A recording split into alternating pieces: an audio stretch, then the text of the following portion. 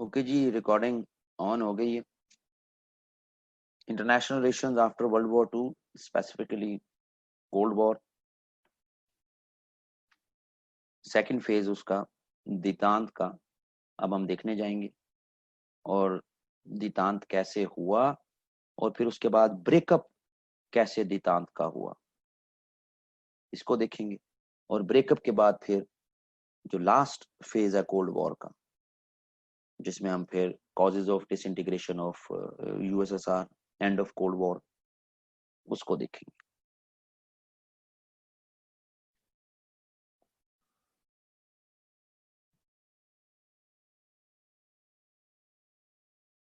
अच्छा जी,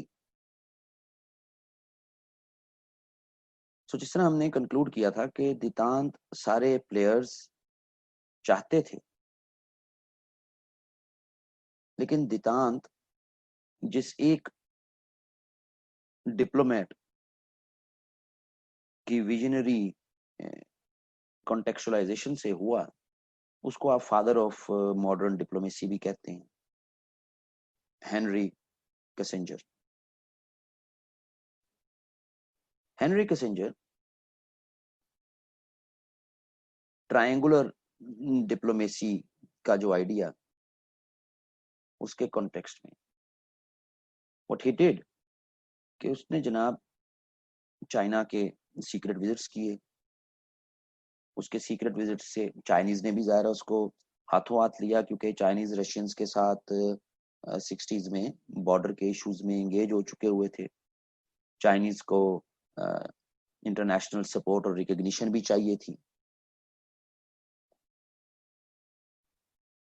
सो उसकी एफर्ट्स की वजह से फरवरी 1972 में अमेरिकन प्रेसिडेंट रिचर्ड निक्सन, उसका बड़ा हिस्टोरिक टूर हो गया चाइना का। चाइना की रेवोल्यूशनरी गवर्नमेंट को एक्सेप्ट कर लिया गया। जनरल असेंबली में भी चाइनीज के लिए रास्ता खुल गया। सिक्योरिटी काउंसिल की सीट भी अभी तक जो चाइना से 49 में एग्जाइल में चली गई थी गवर्नमेंट, उसी के पास थी, ताइवान से ऑपरेट करती थी, वो भी चाइनीज के पास सिक्योरिटी काउंसिल की सीट भी अब आ जाएगी। इन डेवलपमेंट्स ने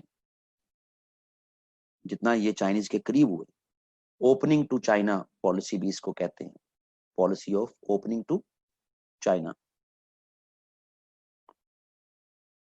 इस पॉलिसी से इसमें फिर एक स्पेसिफिक डेवलपमेंट है, पिंग पोंग डिप्लोमेसी भी। चाइनीज प्लेयर्स अमेरिका आए। जब हम डिप्लोमेसी का टॉपिक करेंगे इंटरनेशनल रिलेशंस वाले, तो उसमें देखेंगे कि डिप्लोमेसी की डिफरेंट फॉर्म्स में जो है वो एक्सरसाइज हो सकती, जरूरी नहीं है कि फिक्स फॉर्म्स ही हो डिप्लोमेसी की। लो जी, इन डेवलपमेंट्स ने रशियंस पर प्रेशर एक्सर्ट किया, और ये जो प्रेशर था, ये फिर स्लोली एंड ग्रेजुअली रशियंस भी डायलॉग पर अमेरिकन के साथ राजी हुए। 72 में हम देखते हैं कि इस डिप्लोमेसी का इम्पैक्ट के सॉल्ट एग्रीमेंट हुआ, strategic arms limitation treaty, Russia और यानी उस वक्त का सोवियत यूनियन और यूनाइटेड स्टेट्स ऑफ अमेरिका। फिर इवन इनके दरमियान प्रिवेंशन ऑफ न्यूक्लियर वॉर का एग्रीमेंट हुआ 1973।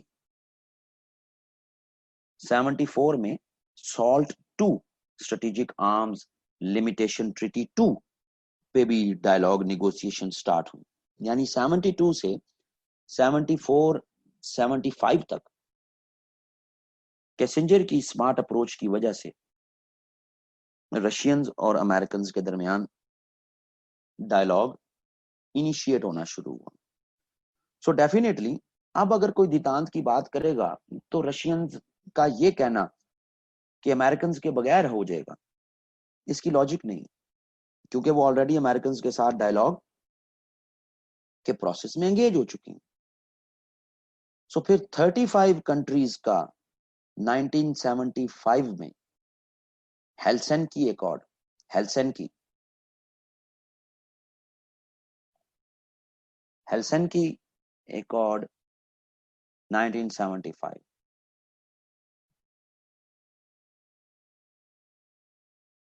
ये हुआ जो कि पीक है दितांत की।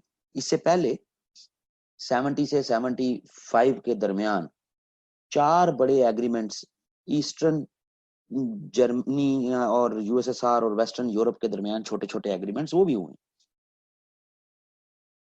यानी एक तरफ American via China pressure exert करते रहे और दूसरी तरफ रशियंस पे दोनों तरफ डायलॉग पे राजी हो गए। 75 वाज पीक।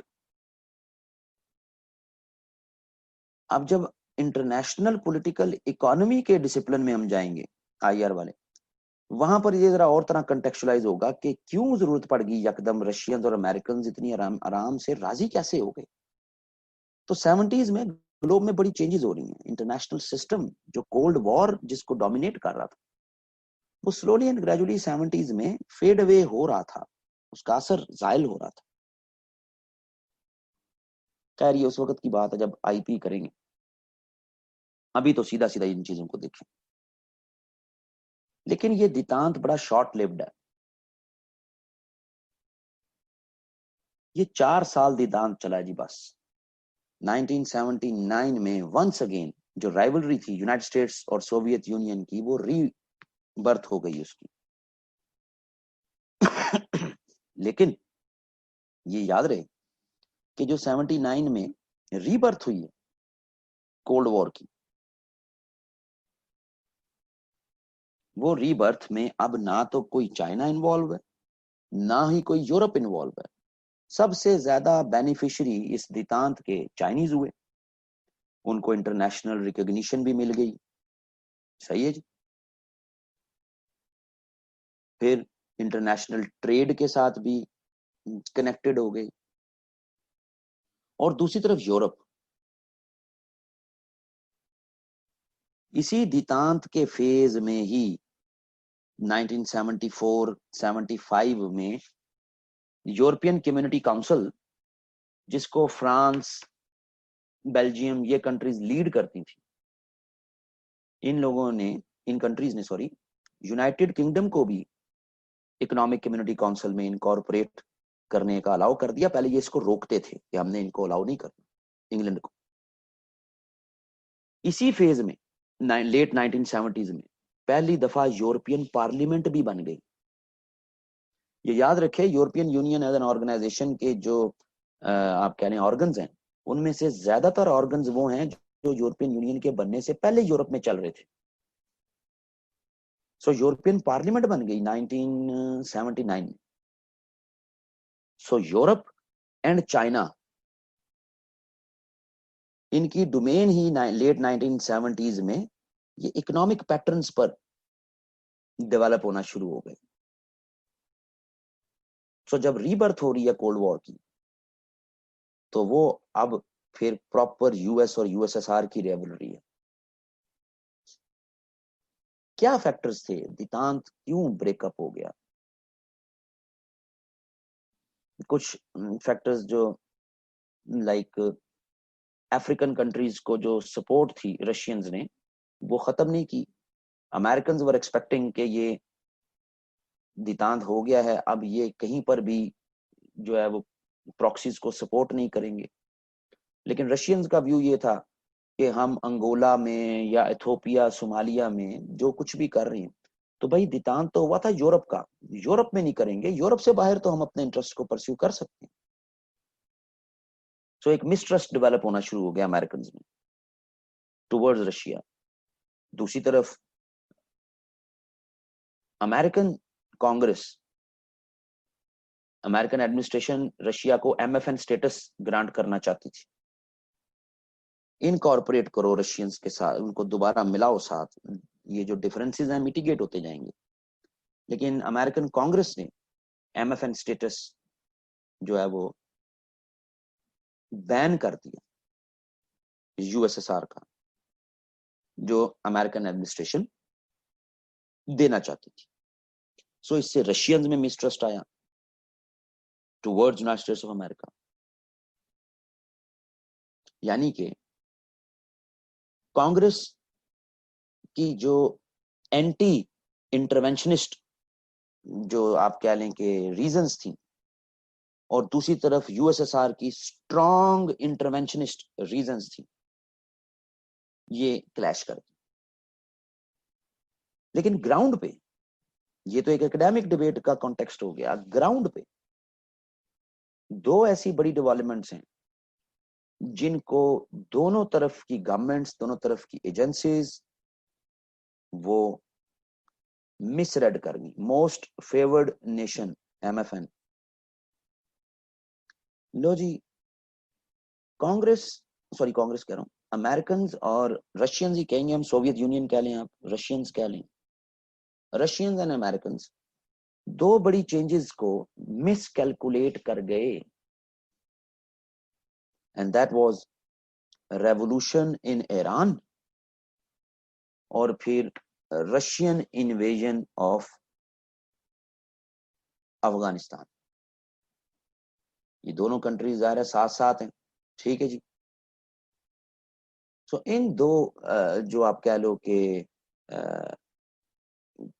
डेवलपमेंट्स ने दोनों कंट्रीज को एक दूसरे से दूर कर दिया।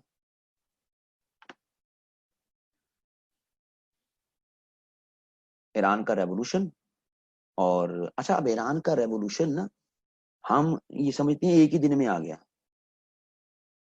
ईरानियन रेवोल्यूशन जो है वो पूरा 1 साल की जो है वो डेवलपमेंट्स हैं, जिसके बाद वो कल्मिनेट हुआ, ठीक है। सो अब देखते हैं जी फिर कि इन दो को कैसे करके आप कह लें कि मिस इंटरप्रेट। पहले रशियंस को देख लेते हैं, रशियंस का क्या व्यू है।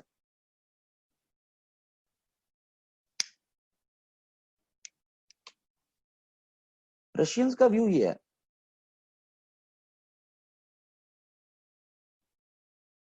कि ईरान में रजा शाह पहलवी की गवर्नमेंट जो कि प्रो अमेरिकन गवर्नमेंट है, लेकिन रजा शाह पहलवी की गवर्नमेंट पॉपुलर सपोर्ट लूज कर चुकी है। सोशलिस्ट फोर्सेस को कॉर्नर्ड किया गया, दबा के रखा गया ईरान में, और रजा शाह पहलवी की गवर्नमेंट डिलीवर नहीं कर रही। तो अब ये फेयर अमेरिकन को, वेस्ट को, कि कहीं सोशलिस्ट इनकलाब ना आ जाए। तो अमेरिकन ने क्लर्जी को प्रमोट किया है as a replacement for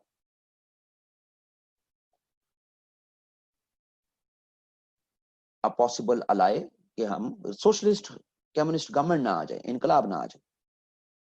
so एक सिस्टमैटिक प्रमोशन की है क्लर्जी की इन ईरान। पूरा 1 साल 78 जनवरी से लेके जनवरी फरवरी 1979 तक सिस्टमैटिक ग्राउंड बनाया है अमेरिकन ने, और ये काफी क्रेडिबल इंफॉर्मेशन है। अब पेपर पॉइंट ऑफ व्यू से तो आप नहीं, लेकिन अदर देन पेपर जो आपके यहाँ काफी, और ओवरऑल ग्लोब में भी ये बात काफी हद तक इसको तस्लीम किया जाता है कि अमेरिकन ईरान पर कभी अटैक नहीं करेंगे। क्यों नहीं करेंगे, उसके पीछे फिर काफी कॉन्स्पिरेसी थियरीज भी और काफी चीजें भी, और उसमें फिर ये एक इंटरप्रिटेशन जो रशियन इंटरप्रिटेशन है कि ये तो मेयरली जो रेवोल्यूशन आया है, ये रेवोल्यूशन ये प्रो अमेरिकन ही है। एज ऑफ 78 79 जो रशियन इंटरप्रिटेशन है इस रेवोल्यूशन, सोशलिस्ट फोर्सेस को कंटेन करने के लिए क्लर्जी को सपोर्ट किया गया। हो गया। अब साथ ही ईरान से के ऊपर आप देखें मैप में, और ईरान के राइट साइड पे भी, तो अफगानिस्तान है। अफगानिस्तान में एट दैट टाइम 1978 में pro USSR government socialist party की हुकूमत बन गई थी अफगानिस्तान। ये जो गवर्नमेंट थी, इस गवर्नमेंट को अफगानिस्तान की क्लर्जी वो इस गवर्नमेंट के खिलाफ एक sort of civil war initiate कर चुकी हुई थी।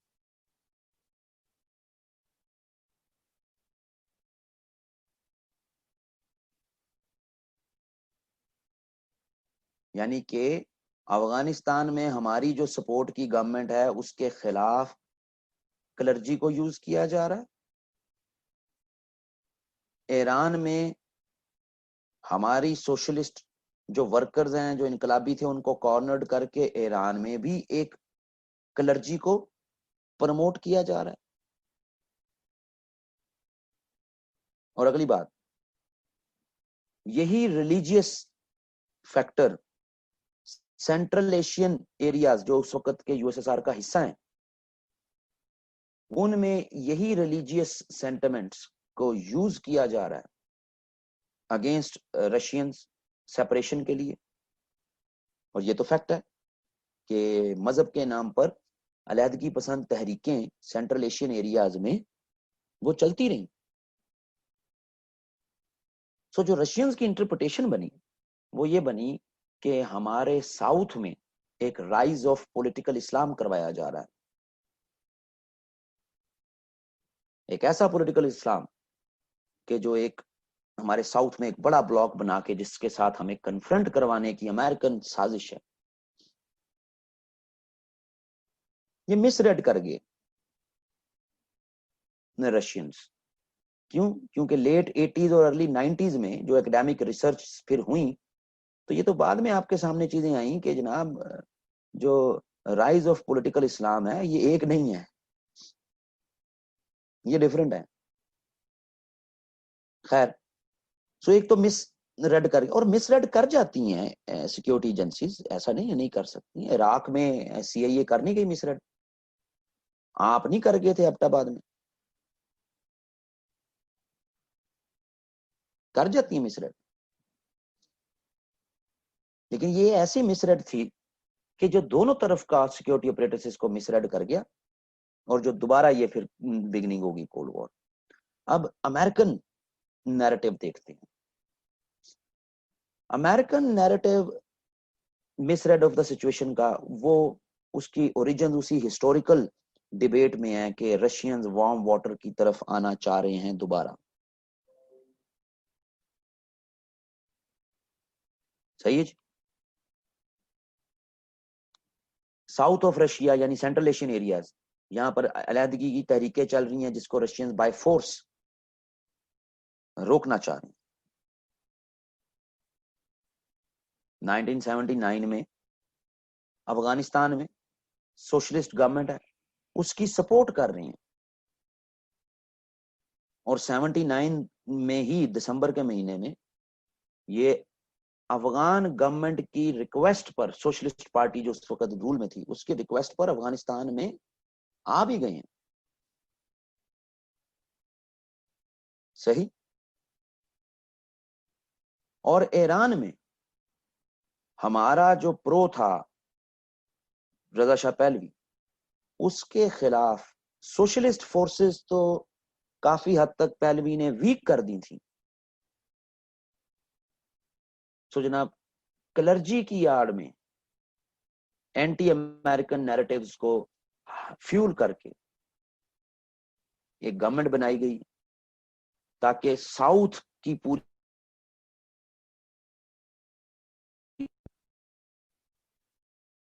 एक्सेस टू वार्म वाटर्स उसको एंजॉय कर सके। अब ये दोनों इंटरप्रिटेशंस कन्फ्लिक्टिंग हैं, कंट्राडिक्टरी हैं, लेकिन ये मिस इंटरप्रिटेशंस 1981 में आके क्लियर होना शुरू हुआ इनको कि ओहो नहीं। लेकिन एट दैट टाइम तक 2 साल 2.5 साल गुजर चुके हुए थे और ये दोबारा कोल्ड वॉर में इंगेज हो चुके हुए थे। यही वजह है कि 1980 में जब उस ओलंपिक्स हुए मॉस्को में, तो अमेरिकन ने बाइकआउट कर दिया, कन्फ्रंटेशन दोबारा शुरू होगी। लेकिन अब जो कन्फ्रंटेशन है वो स्पेसिफिकली यूएस एंड यूएसएसआर के दरमियान जो है वो है जी। अब इनके साथ और कोई भी नहीं जुड़ेगा। यूरोप अपनी पॉलिटिकल और इकोनॉमिक इंटीग्रेशन की तरफ मूव कर गया, चाइनीज अपनी इकोनॉमी को ग्लोब के साथ कनेक्ट करने की तरफ मूव करना शुरू हो गए। यही वजह हम देखते हैं 1984 में जब इन दो कंट्रीज की जो कोल्ड वॉर फिर अपने पीक की तरफ जाती है, हम देखते हैं लेकिन यूरोप सिंगल मार्केट का एग्रीमेंट कर रहा है, फ्री मूवमेंट ऑफ पीपल के एग्रीमेंट कर रहे हैं। सो दोबारा से कोल्ड वॉर इनिशिएट होती नजर आ गई।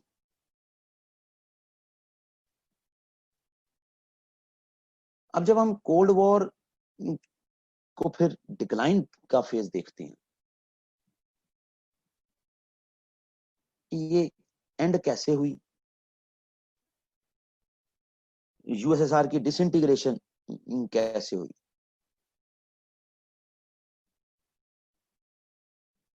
एज अ बाइपोलर कॉन्टेक्चुअलाइजेशन हम इसकी करें तो वर्ल्ड पीस तो बड़ा बेहतरीन जो है वो रहा, लेकिन क्रिटिसिज्म के कॉन्टेक्स्ट में देखें कि पीस लार्जली बड़ी स्टेट्स के दरमियान रहा। नीचे छोटी स्टेट्स और सिविल वॉर्स और केओस वो तो मौजूद रहा।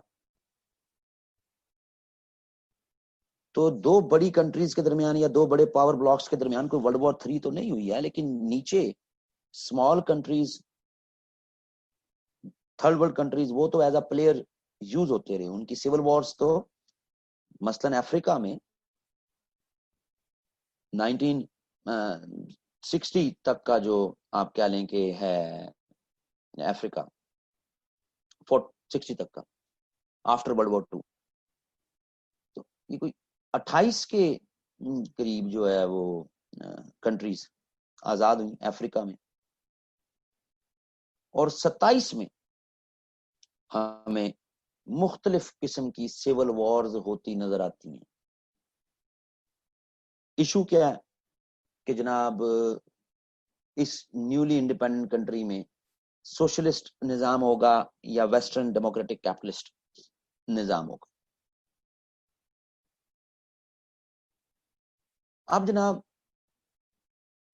एंड ऑफ कोल्ड वॉर इसकी डिबेट को देखते हैं, जो डिबेट कोलैप्स ऑफ यूएसएसआर के बगैर पॉसिबल नहीं है। यानी यूएसएसआर का कोलैप्स के साथ कनेक्ट होके एंड ऑफ कोल्ड वॉर समझ आनी। इसमें बहुत से कंट्रीब्यूटरी फैक्टर्स हैं, ये रियल कॉजेज नहीं है। हम अक्सर देखते हैं, कहते हैं जी अफगानिस्तान में रूस आया और फिर यहां से रूस डिफीट होके गया और फिर रूस ही टूट गया, अफगानों ने जनाब रूस तोड़ दिया। जी हम अपने पे भी क्रेडिट ले जाते हैं, हमने, ऐसा नहीं है। ये कंट्रीब्यूटरी फैक्टर्स हैं। तो पहले कुछ कंट्रीब्यूटरी फैक्टर्स देखते हैं और उन कंट्रीब्यूटरी फैक्टर्स के बाद फिर हम रियल कॉजेशंस को देखेंगे। ऑफ कोर्स एक बड़ा कंट्रीब्यूटरी फैक्टर तो अफगान वॉर है जी, और उस अफगान वॉर का इंपैक्ट ऑन रशियन इकोनॉमी। 1979 से ये ज़ाहिर एंगेज थे, 88 तक एंगेज रहे, 8-9 साल। तो लेकिन इकोनॉमी पे कैसा बर्डन, अगर सिर्फ ऐसी वॉर्स, फॉरेन इन्वेजन्स ही बर्डन हो तो वियतनाम वॉर तो इससे ज्यादा हॉरिफिक थी फॉर अमेरिकन। एंटनी बेस्ट की आप किताब खोलेंगे ना, चैप्टर नंबर 20, तो उसमें वो लिखता है कि अपनी पीक पे कोई लाख के करीबी सोल्जर्स थे बस यूएसएसआर के अफगानिस्तान में, 1 लाख कुछ हजार बस। और जो डेथ है वो भी कोई राउंड फिगर कर लें आपको 10,000 10-12,000 के करीब है। जबकि इसका कंपैरिजन करें अगर अमेरिका के साथ, तो अमेरिका की पीक जो है वियतनाम वॉर में वो 5.5 लाख ट्रुप्स की है इन वियतनाम, 5.5 लाख। और उस 5.5 लाख से में डेथ टोल भी कोई 60-70,000 के करीब का है अमेरिकन का। लेकिन अमेरिकन इकोनॉमी मुश्किल में तो आई लेकिन सस्टेन कर गई। तो यूएसएसआर लैंडलॉर्ड कंट्री था अफगानिस्तान। तो यूएसएसआर उतना ही टाइम पीरियड या उससे कम थोड़ा सा टाइम पीरियड रहा अफगानिस्तान में। ट्रुप्स भी 1 लाख के करीब रही। एक्सपेंसेस भी जितने नंबर ऑफ ट्रुप्स होंगे उसके हिसाब से एक्सपेंसेस बनने हैं ना जी आपके भी। डेथ टॉल भी कम है। तो troops, number of troops, death toll, years कितना आपने वहां स्पेंड किया, इनसे अगर डिक्लाइन ये हो है, इनसे आपने डिटरमिन करनी है। तो फिर तो अमेरिकन की भी डिक्लाइन होनी चाहिए थी, अमेरिकन को भी डिसइंटीग्रेट होना चाहिए था।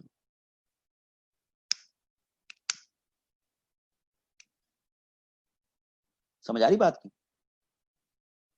यानी कि लामहला American economy at that time वो सस्टेन कर सकती थी वियतनाम का झटका, वो कर गई। रशियन इकोनॉमी में कुछ मसला था, जो 5 गुना कम अमेरिकन से उसका खर्चा था अफगानिस्तान में, लेकिन सस्टेन नहीं कर सके। So problem lies with Russian economy, not कि आप कहो कि अफगानिस्तान वॉर ही एज अ चैंपियन बनी रशियंस को डिक्लाइन करवाने की, लेकिन एक कंट्रीब्यूटरी फैक्टर तो है। यानी इकोनॉमी में कुछ प्रॉब्लम्स थी और आपने साथ अफगान वॉर शुरू कर ली, तो जाहिर है वो आपकी इकोनॉमी पे तो बर्डन बनना। सेकंड, थर्ड वर्ल्ड रेवोल्यूशनरी जो रेवोल्यूशनरीज थे, इधर इन लैटिन अमेरिका, इधर in Africa, in different parts of Asia, Russians ने रेवोल्यूशनरीज को सपोर्ट करना हथियारों की सूरत में, फंड्स की सूरत में, वो अबैंडन नहीं किया। यूरोप में तो ठीक है, कह दिया था ब्रेजनेव डॉक्ट्रिन एक्सरसाइज नहीं होगी हेलसिंकी अकॉर्ड में, लेकिन बाकी जगहों पे। अब अगर असिस्टेंस किसी भी तरह की प्रोवाइड करना ये मेजर रीजन हो, तो वो तो अमेरिकन भी करते थे। अमेरिकन तो इसके मुकाबले में अरबों की असिस्टेंस प्रोवाइड की,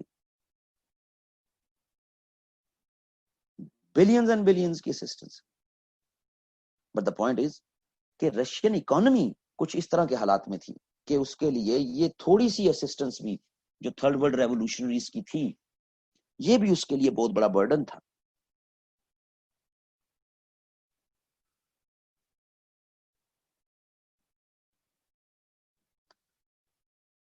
फिर आगे कंट्रीब्यूटरी फैक्टर देखते हैं। अगला बड़ा कंट्रीब्यूटरी फैक्टर, उसको कहते हैं solidarity movement. Solidarity movement,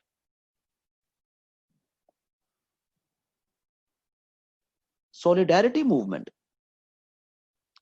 Poland से स्टार्ट हुई।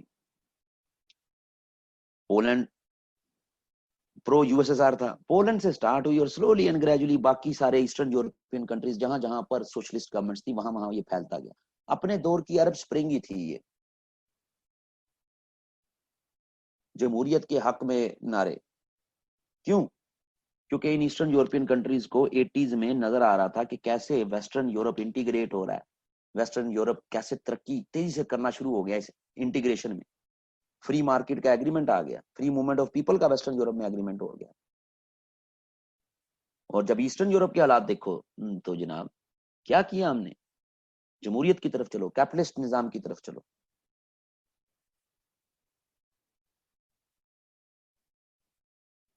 गुड।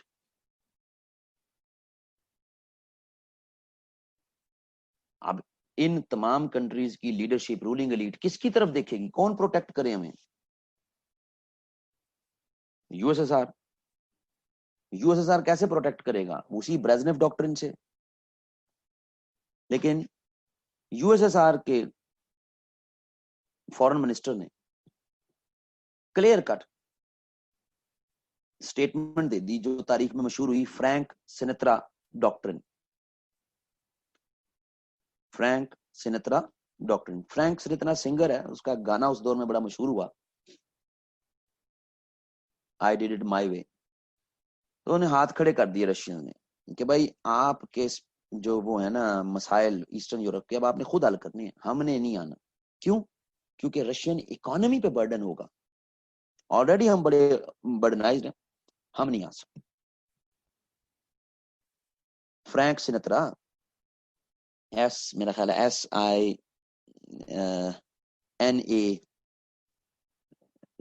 SINATRA, इस तरह स्पेलिंग है, फ्रैंक सिनेत्रा।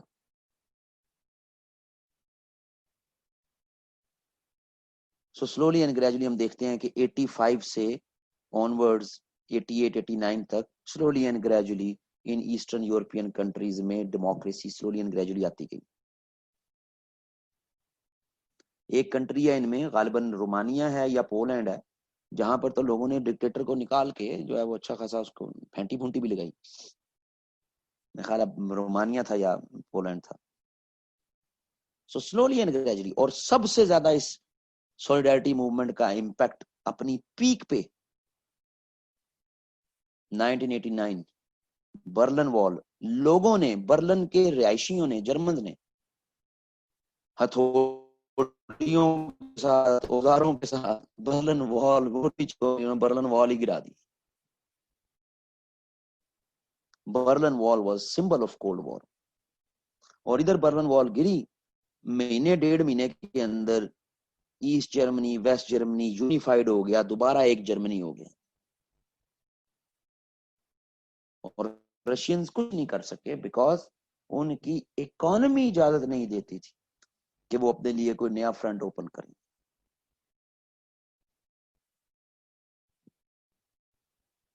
फिर रशियन जो हैवी एक्सपेंडिचर हुए, मिलिटराइजेशन, रशियन मिलिटराइजेशन 1980s की, वो भी इकोनॉमी पे बहुत बर्डन है। आप रशिया के न्यूक्लियर टेस्ट उठा के देखें, 1980s में हर साल न्यूक्लियर टेस्ट होते रहे। अब इतने टन का, इतने टन का, इतने टन का, इतने टन। क्यों? क्योंकि 1980 से अमेरिकन ने हैवी मिलिटराइजेशन की पॉलिसी दोबारा स्टार्ट की और रशिया ने उसको रिस्पॉन्ड करना पड़ा। इन तमाम कंट्रीब्यूटरी फैक्टर से एक बात वाज़ेह होती है कि ऑफ कोर्स आप इनको रिजेक्ट नहीं कर सकते, ये सारे contributory factors to end of cold war तो हैं, लेकिन इशू, मेन सोल रीजन ये नहीं हो सकते। रीजन रशियन इकोनॉमी है, सोवियत यूनियन की इकोनॉमी है जिसमें इशू है।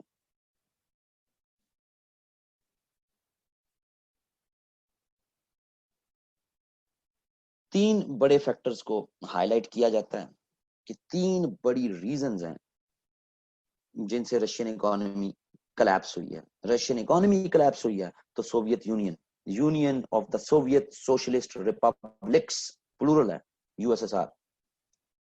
ये याद रहे, ये 15 रिपब्लिक्स जो हैं उनकी यूनियन थी 15 रिपब्लिक्स की, और ये 15 रिपब्लिक्स फिर स्लोली एंड ग्रेजुअली ये डिसइंटीग्रेट हो गई। 25 दिसंबर 1991 को गोरबाचोव आखिरी प्रेसिडेंट था, उसने रिजाइन किया।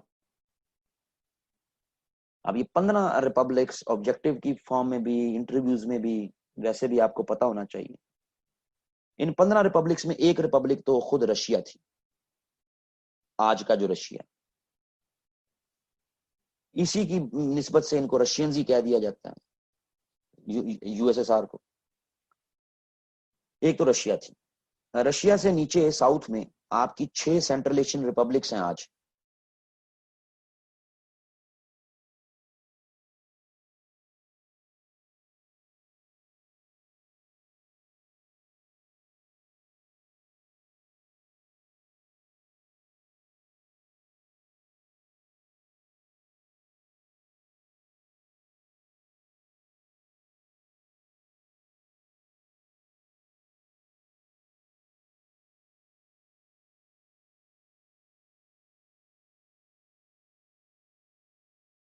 जी सॉरी, डिस्कनेक्ट हो गया था, वापस अब आ गए।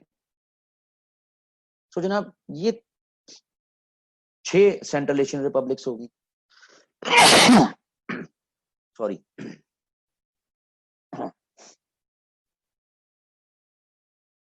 Kazakhstan, Kyrgyzstan, Turkmenistan, Tajikistan, Uzbekistan, Azerbaijan, एक रशिया, ये होगी 7। फिर अगर आप आज के रशिया के बिल्कुल वेस्ट में देखें मैप में, तो बिल्कुल वेस्ट में ऊपर फिनलैंड है और उससे नीचे आपको 3 स्टेट्स मिलती हैं जिनको बाल्टिक स्टेट्स कहते हैं। बाल्टिक स्टेट्स, ये बाल्टिक स्टेट्स ये रशिया से अलग हुई। लिटविया, लिथुआनिया, एस्टोनिया, लिटविया, लिथुआनिया, एस्टोनिया, ये 3 स्टेट्स। इन 3 स्टेट से आप नीचे आ जाएं, सो थोड़े से इलाके पोलैंड के छोड़ के इनसे नीचे आपको फिर मिलता है बेलारूस। आज अलग मुल्क है बेलारूस, सही है जी। और बेलारूस से नीचे है यूक्रेन।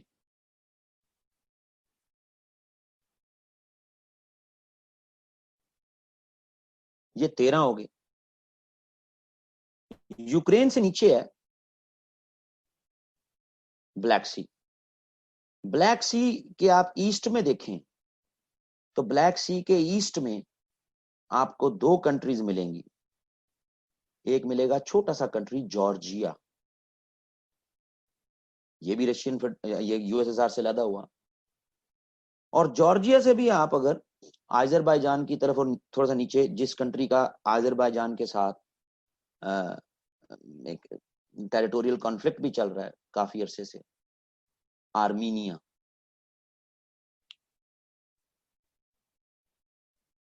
ये 15 बड़ी रिपब्लिक्स ये अलग अलग होगी।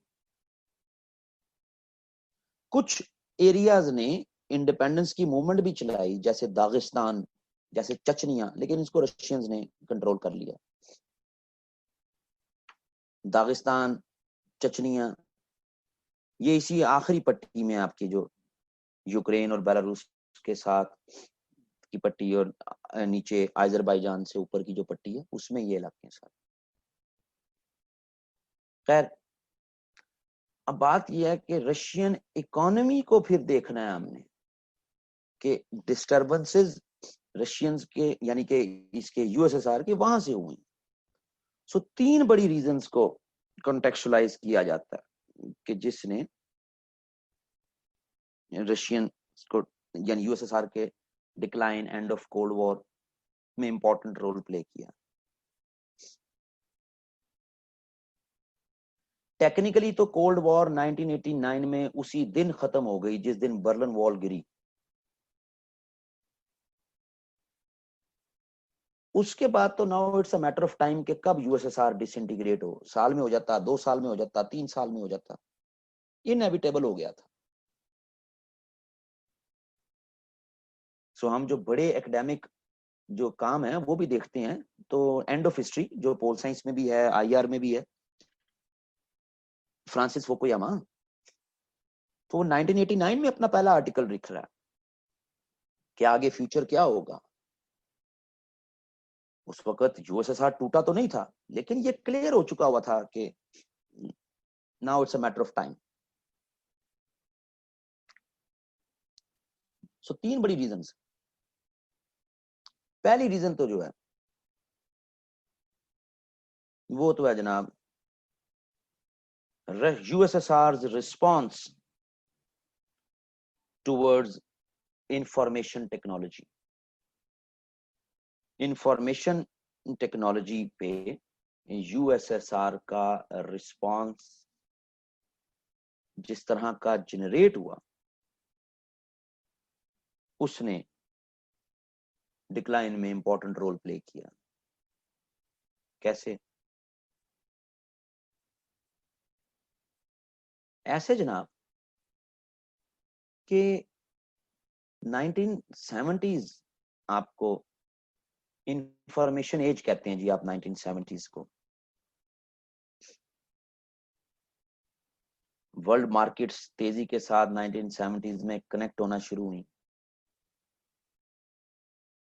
मीन्स ऑफ प्रोडक्शन, ज़राए पैदावार, उसमें हमें तब्दीलियां, एडवांसमेंट्स होती नजर आई।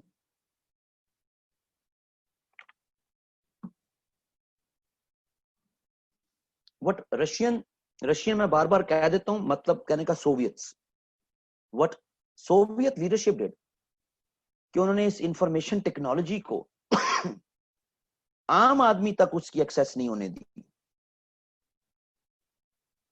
रशियन या Soviet intelligence leadership state level पर तो इसको यूज करते रहे टेक्नोलॉजी को, लेकिन आम आदमी तक इसका एक्सेस नहीं होने दिया। अब ये यहां से ये बात ये क्या है, एंटनी बेस्ट आप पढ़ेंगे आपको समझ आएगी चैप्टर नंबर 20, लेकिन आसान जबान में समझाने के लिए देखें, जराए पैदावार जो होती है ना, मीन्स ऑफ प्रोडक्शन, ये इवॉल्व होते रहते हैं, आगे बढ़ते रहते हैं। लोग जराए पैदावार के साथ नए जो जराए पैदावार डेवलप हो रहे होते हैं उनके साथ इंगेज होते रहते हैं, तभी आगे बढ़ते रहते हैं। अगर लोग दुनिया में जो चेंज होने वाले जराए पैदावार है, मीन्स ऑफ प्रोडक्शन है, उसके साथ कंपैटिबल नहीं होते तो लोग पीछे रह जाते हैं।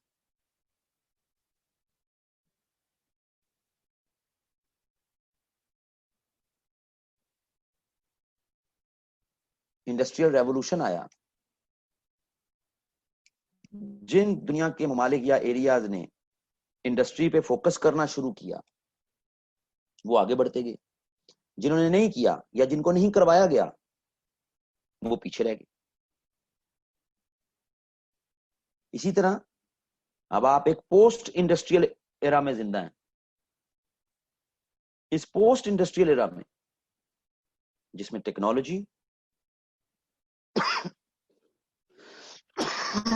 बड़ा सेंट्रल रोल प्ले कर रही है, सो जो ग्लोब की टेरिटरीज कंट्रीज टेक्नोलॉजी में पीछे हैं उनका आउटपुट भी कम है। हम इस क्लास की एग्जांपल ले लेते हैं। हम इस क्लास में आज ऑनलाइन क्लास में इसलिए मौजूद हैं क्योंकि टेक्नोलॉजी है। आज से 5-6 साल पीछे चले जाएं तो पाकिस्तान में 4G 3G टेक्नोलॉजी नहीं आई थी। सो अगर ना होती तो इस सिनेरियो में जिस वक्त हम हैं हम इसमें ना होते। आप लोग काफी दूसरे कॉम्पिटिटिव एग्जामिनेशन तैयारी करने वाले स्टूडेंट्स के मुकाबले में आपकी लर्निंग कम होती। मैं एज अ टीचर इस कोविड में अर्निंग ना कर सकता। समझ आ रही है? So technology as a mean of production इसने आपको भी फैसिलिटेट किया, मुझे भी किया। समझ आ रही बात की? ये एक छोटी सी एग्जांपल बताने की कोशिश। सो टेक्नोलॉजी मुसलसल अपग्रेड होती रहती है। सोसाइटी को आपको उसके साथ साथ सेंसिटाइज करते रहते हैं, आप वो होती रहती है और आपकी ओवरऑल जीडीपी बढ़ती रहती है। सो व्हाट रशियंस डिड, यानी सोवियत लीडरशिप डिड, कि उस इंफॉर्मेशन टेक्नोलॉजी को ग्रास रूट लेवल तक लोगों के साथ को उसके साथ सेंसिटाइज नहीं किया विद दिस फेयर कि जितना हम इनको टेक्नोलॉजी के साथ कनेक्ट करेंगे उतना ज्यादा क्या होगा,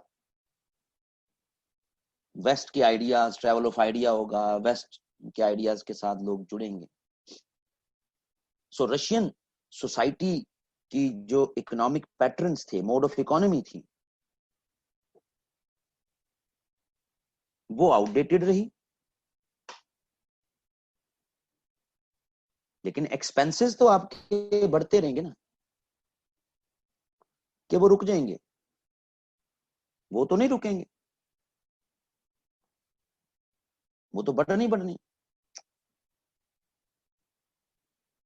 अब ऐसा नहीं है कि रशियन यानी सोवियत स्टेट ने टेक्नोलॉजी का इस्तेमाल नहीं किया, वो तो सैटेलाइट भी ले गए थे आसमान में।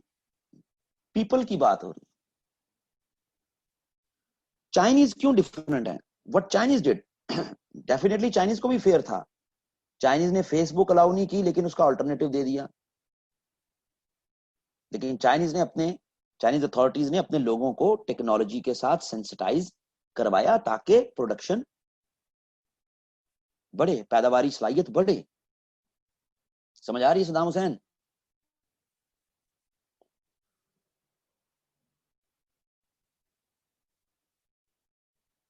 सो जनाब, ये एक इंपॉर्टेंट जो है वो एस्पेक्ट टेक्नोलॉजी का, जिसने रशियन सोसाइटी को जो है वो मुतासिर किया। क्लियर है जी? आगे बढ़ते हैं। अगली बात, अब जो दूसरी बड़ी बात है, वो दूसरी बड़ी बात ये bankruptcy of Russian states।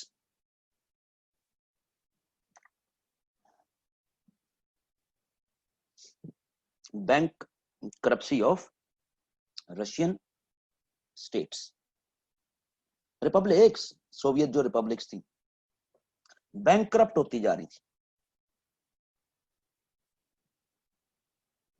अब रशियन जो मॉडल है वो बड़ा मजेदार है। हर रिपब्लिक अलग है, अलग अलग काम कर रही है हर रिपब्लिक, लेकिन उसने सेंटर को पे करना है in the form of taxation.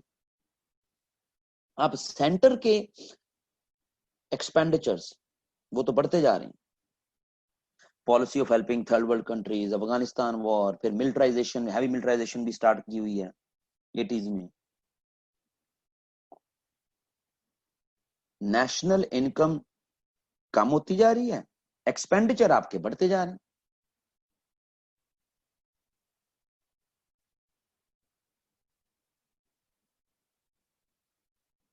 So people वो उतना टैक्स दे नहीं पाते क्योंकि ज्यादा अर्निंग जो है वो कम है ना। आपने ग्लोबल जो जो पैटर्न है उसके साथ तो अपनी सोसाइटी को उस तरह इंटीग्रेट किया ही नहीं, स्टेट के लेवल पे ही आप करते रहे।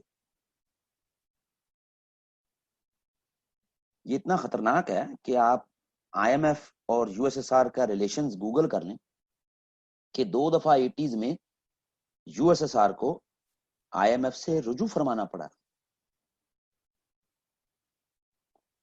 कैसा है?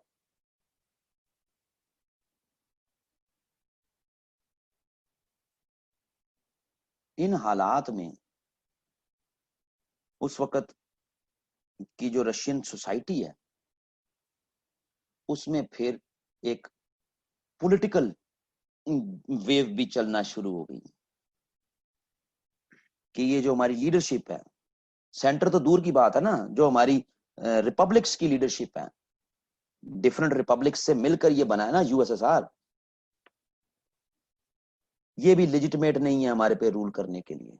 एक इंटरनल डिक्लाइन की एनवायरनमेंट क्रिएट होना शुरू हो गई और वो इम्पीटस उसको ईस्टर्न यूरोप की डेमोक्रेटिक वेव से भी मिल रहा है, यूरोप की, वेस्टर्न यूरोप की बेहतर हालात से भी थोड़ा बहुत, लेकिन कम, लेकिन ईस्टर्न यूरोप तो बिल्कुल साथ है, उसकी वेव से भी मिल रहा है। सो पॉलिटिकल लेजिटिमेसीज पे सवाल उठाना चाहिए कि ये पॉलिटिकली लेजिटिमेट ही नहीं है अब रूल करने के लिए।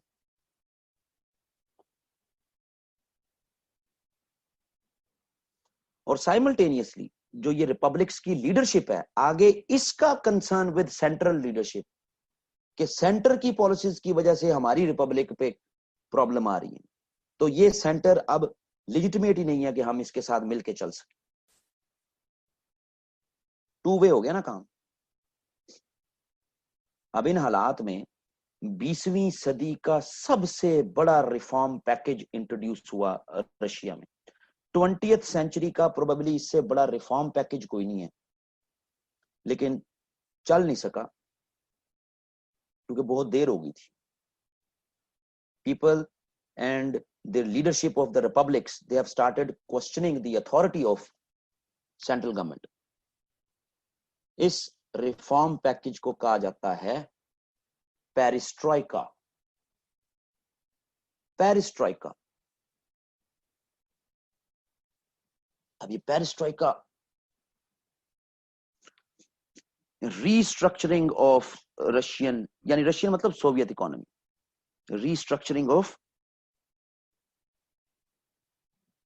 Soviet economy.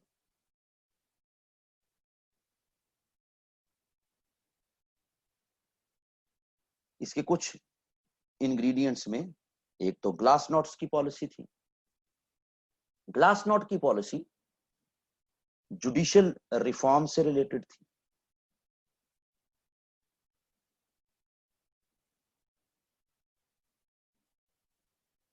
क्या लिख दिया है सर?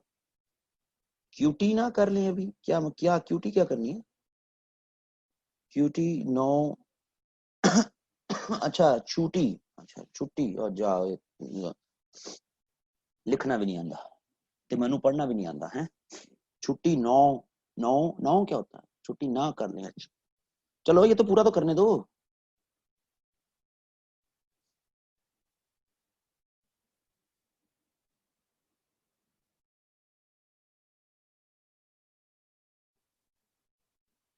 ठीक हो गया जी। अब ये ग्लासनोस्ट और पेरिस्ट्रोइका रीस्ट्रक्चरिंग ऑफ रशियन इकोनॉमी करनी है, ओपननेस, इसी का एक इंग्रेडिएंट था जिसको कहा गया पेरिस्ट्रोइक, सॉरी पेरिस्ट्रोइक, डेमोक्रेटिजिया। ग्रास रूट लेवल पर डेमोक्रेसी को भी थोड़ा बहुत सपोर्ट किया जाएगा। Glasnost judicial reforms, transparency, openness. ठीक है जी, आओ अपने प्रॉब्लम्स बताओ। सही है। 1985-86 से इसको जो है वो स्टार्ट किया गया, यानी कंप्लीट पैकेज था, economic, social, political restructuring of overall,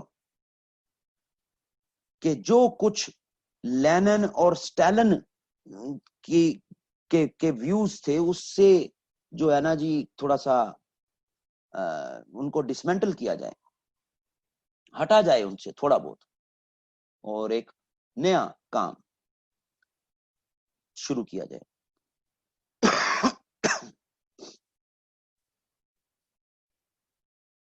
साथ साथ मख्फी इसका मीनिंग ये भी था कि यार ये जो एक नेशनलिस्टिक सेंटिमेंट्स कम होते जा रहे हैं ना, इनको दोबारा बढ़ाया जाए, लेकिन बहुत देर हो गई थी। एक ऐसी स्टेज पे पहुंच चुका हुआ था रशियन ओवरऑल सोवियत सिस्टम कि जहां अब लोग रिप्लेसमेंट की बातें करना शुरू हो गए थे। और सिर्फ लोगों की हद तक बात होती तो ठीक थी, रिपब्लिक्स की जो लीडरशिप थी, इसकी बड़ी मैनिफेस्टेशन ये है कि गोरबाचोव से रिजाइन लोगों ने नहीं करवाया, गोरबाचोव से resign by force Yeltsin, Boris Yeltsin, जो कि रशियन रिपब्लिक का को लीड करता था, जो उसका हेड था रशियन रिपब्लिक का, जाहिर 15 रिपब्लिक थी ना, सबसे बड़ी रिपब्लिक रशिया थी, वो टैंकों पे बैठ के क्रेमलिन गया और बाय फोर्स ये रेजिग्नेशन हुआ। सही है जी। सो लार्जली ये इकोनॉमिक रीजंस हैं।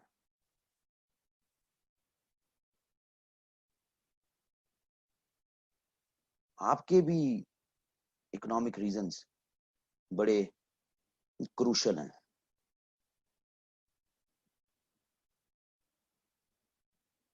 आपके यहां भी गलती कर लेना कोई बड़ी बात नहीं है, गलती की रियलाइजेशन हो जाए, ये आपके यहाँ हो चुकी हुई है पिछले 1 साल में कि ये हमने क्या गलती कर दी, हम तो समझे थे सब अच्छा हो जाएगा, ये तो गलत हो गया। गलती माफ है, कोई माफ नहीं, रियलाइजेशन हो गई, अच्छी बात है। अब इस रियलाइजेशन के बाद इस गलती को सुधार लें। हालात इस तरह के बना लें कि जो इससे पहले थोड़ी बहुत आपको माशी तरक्की की लाइन पे लगा गए थे, चलें आप उनसे रिक्वेस्ट ना करें तो हालात इस तरह के बना लें कि वो आपसे माफी मांग लें। क्योंकि अगर इसी पैटर्न पे आप चलते रहे तो खैराती इदारा बन जाना आपने, फिर पूरी दुनिया से खाले आया करेंगी पाकिस्तान के को चंदा देने के लिए।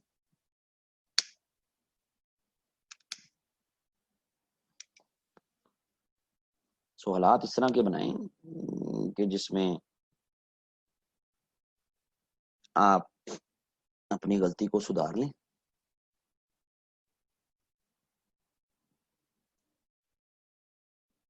वो प्लेटलेट्स पूरे होने ही नहीं है, क्योंकि इस वक्त आपको कोई हाथ नहीं पकड़ाएगा आके।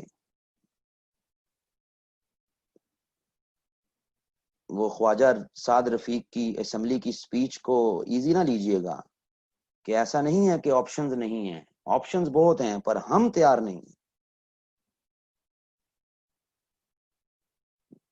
तो एस्टैब्लिशमेंट को गलती का एहसास तो हो गया, पर अब एस्टैब्लिशमेंट करे तो करे क्या। तो हमारा तो मशवरा यही है कि हालात इस तरह के बना लें कि उसमें आपसे दोनों पार्टीज, जो बड़ी दो पार्टीज हैं, वो हालात इस तरह के बना दें कि वो आपसे मुज़ाकरात के लिए और माजरत के लिए तैयार हो जाएं और आप उनको खुले दिल के साथ माफ कर दें पाकिस्तान के वसीतर कौमी मफाद में।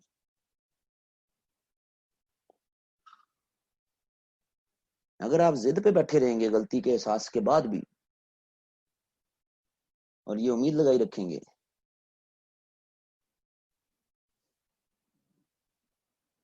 कि जदों आएगा इमरान सब दी जान, तो आप बेड़ा गर्क करवा देंगे पाकिस्तान का। गलती आपसे हो गई है, एजेंडा आपका ठीक था, बंदा आपने गलत चूज कर लिया।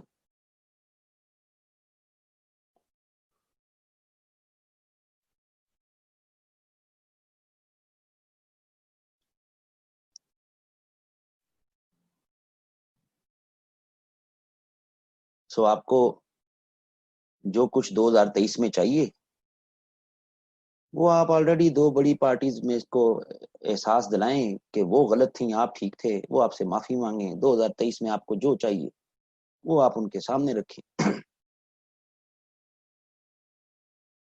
भाई टीपू सुल्तान ने भी तो अपना बेटा अंग्रेजों को गिरवी रख दिया था। महमूद अफ गजना ने भी जब मुल्तान पर हमला किया था तो इस्माइली हुक्मरान थे, उन्होंने अपना बेटा एक महमूद अफ गजना को दे दिया था। महमूद अफ गजना उसको साथ ले गया था गजनी। आप भी किसी का बेटा रख लें गारंटी के तौर पे कि 2023 में हमारी बात माननी है, 2023 22-23 में उनकी बात मान लें, वो मान लेंगे आपकी बात, मामले को खत्म करेंगे।